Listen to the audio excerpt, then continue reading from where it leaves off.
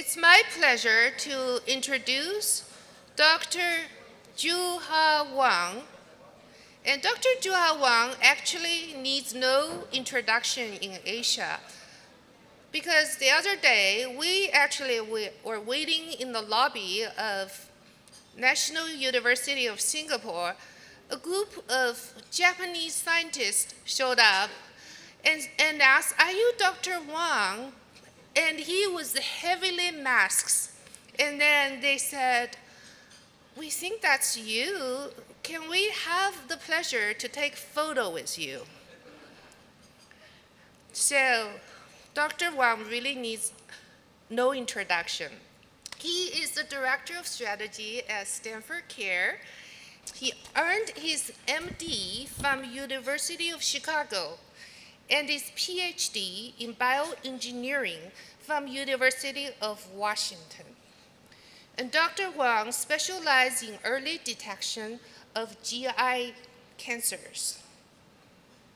He's also the chair of Asian American Stomach Cancer Disparity Task Force and participates in research-related treatment of pancreatic cancer with focused ultrasound. He is the president of the International Society for Therapeutic Ultrasound. And he is also, since we're at a golf course, I got to share, he is a scratch golfer. When he's not saving lives or doing research, he enjoys a round of golf around the world. And I certainly enjoy playing golf with Dr. Juha Huang to watch his golf swing with surgeon's precision. So without further ado, let me introduce Dr. Juha Huang.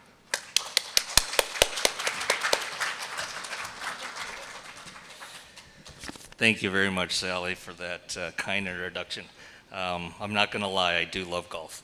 I remember when we came here for a run-through the other day, and this is a beautiful venue, and I said, "You guys are torturing me." Just looking at that. But I'm happy to be here, and for this first flash talk, I'm going to talk about one of my passions, which is gastric cancer, and I think that this is really relevant to Asian health. I'm going the wrong way. So if you look at this is what's called a heat map, and this map shows you who is at risk for gastric cancer, and it should pop out at you just immediately. All of Asia basically is at very high risk of stomach cancer. And so, for you being here in Asia, most people already know this. The problem for us in the United States is that gastric cancer in the United States is a very uncommon cancer.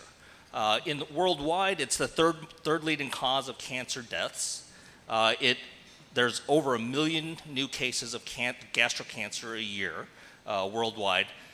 In Singapore, it's the 6th leading cause of cancer. In the United States, it's like the 17th leading cause of cancer. So, but who gets it? It's Asians. Okay, 60% of gastric cancers worldwide occur in East Asians in particular, and actually 47% of the cancers occur in Chinese. So this is an Asian disease. And again, the problem with being in the United States is because Asians only represent 6% of the population, this is heavily underfunded and no one knows about this. And the reason it's so frustrating is gastric cancer, unlike pancreatic cancer, so I do research in pancreatic cancer as well, but gastric cancer is treatable and preventable.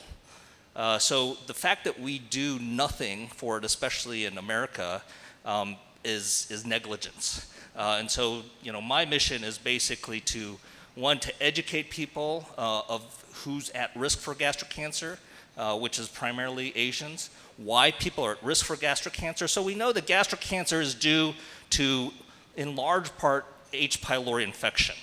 And in Asia, there's a greater prevalence of H. pylori infection, and it's a bacteria that infects the stomach, and it causes local inflammation, and chronic inflammation over decades then leads to what's called intestinal metaplasia, which is the precursor to cancer. And that's important because we can identify, if we do endoscopy on people who've had H. pylori infection, you can identify people who are at risk of developing gastric cancer. So not all people are at risk, but with a simple endoscopy, you can risk stratify to determine whether or not you're at higher risk of gastric cancer, and then do surveillance afterwards, and it's just like colon cancer, right? Everybody knows the story of colon cancer, right? I mean, and it's so well publicized in the United States. Now, at the age of 45, everybody needs to get a colonoscopy. And then if you have polyps, you get more frequent screening. If you don't have polyps, less frequent screening. So that's called risk stratification. It's the same concept with stomach cancer.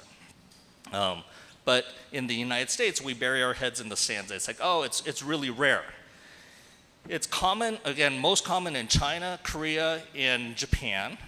So Korea is an interesting, so Japan has been screening forever, so it's hard to kind of get the data. They do a great job. Every 2 years, they do some type of screening test. So in Korea, back in the 1990s, they really didn't do much screening. So there's kind of this temporal data that shows what endoscopic screening does. So in Korea, they started a national endoscopic screening program for stomach cancer, and the percentage of early stomach cancers that identify, and these are the ones that are curable if you identify it, and we have newer technologies where you don't even need surgery. We can resect these endoscopically. So you can keep your stomach and be cured of stomach cancer. So in Korea now, about 75% of gastric cancers are diagnosed at an early stage. The equivalent to this is for breast cancer. It's doing mammography. We've proven that by doing mammography in women at a certain age, we can detect cancers early and basically cure that and increase their overall survival. In the United States, we've done nothing, and this is actually similar to other parts of the world. If you don't do anything, gastric cancer presents with a lot of symptoms, abdominal pain, weight loss, low blood counts, vomiting up of blood, and by that time it's too late. And in the United States, basically, we are only identifying about 25% of gastric cancers at a curable stage. And this is just because people get endoscopy for other reasons, right? This is just fortunate that we happen to pick them up. So it's not because of screening. So there's huge potential. We really need to be screening higher risk patients, and this will save lives. It's as simple as that. At Stanford, we've started the study looking at patients who have what's called this intestinal metaplasia, which is the precursor to cancer. The problem is not everybody with intestinal metaplasia develops cancer, so we want to further risk stratify to figure out who really is at even higher risk, so we don't do unnecessary procedures. A group here in Singapore, led by Professor Yoke Guan at NUS, is doing similar work, and they're actually even more advanced. They've been doing this for many, many years, and we had Professor Yo come to, we had invited him to Stanford, but because of COVID, he couldn't come, but he was part of our first gastric cancer summit. And this is an example where we're learning from Asians, and we're importing this knowledge to the United States because the Singaporean experience is much more advanced than what we have here. But we can help each other and collaborate, and so this is an example of this. We've had great success with the gastric cancer summit. So this is we had our first gastric cancer summit was right before COVID. It literally was the last conference that was allowed on Stanford's campus before it got shut down for COVID. And then our next gastric cancer summit was almost the first one in person on Stanford's campus. And we have just an international group of world's experts in gastric cancer. And this is what's unique to Stanford, right? I mean, this is one reason that I moved to Stanford is a beacon. Stanford is somewhere that everybody respects and recognizes. We're leaders, but we're also we bring people together. And in the United States and throughout the world, there are pockets of people doing similar work. And our goal was to bring everyone together and to use the Stanford platform and CARE in particular to increase awareness, to get the word out. And this is part of real health policy efforts. Dr. Polygnapin talked about this, and this is on gastric cancer funding. So NIH funding for gastric cancer is a meager $10 million. It's 0.16% of the budget. And you're here in Singapore saying, well, what do we care about what the U.S. spends on gastric cancer research? This research affects the world, right? So we need to have a voice in impact health policy and tell the NIH that we need more funding for this global disease that impacts a significant population of the United States. The Asians, even though we're only 6% of the population, we are part of the population, and to ignore that part of the population really is a disservice to the entire community. And so this is something that we're doing with CARE to try and really increase awareness, kind of talk about health policy to advance medicine, advance healthcare for Asians. So we've engaged congresspeople. This is Congresswoman Judy Chu, who leads the Asia Pacific Caucus, and she's also on the House Ways and Means Committee. She actually has control over a lot of the budgetary items, and so she's become a supporter of our mission. And so we're very optimistic that within the next few years that we'll see a significant increase in funding for gastric cancer related projects. And we're not doing this alone. And this is just an initial screen showing our partners, and we have people joining virtually every day. So we're looking to really become a larger community. We're looking to have Stanford bring together everyone who's interested globally.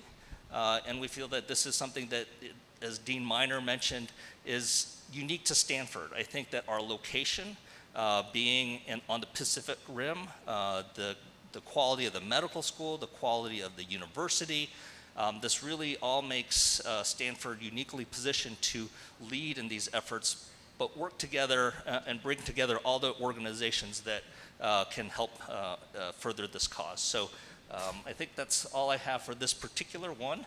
I'll talk a little bit later, but I'll be available for any questions that you might have, and I thank you for listening.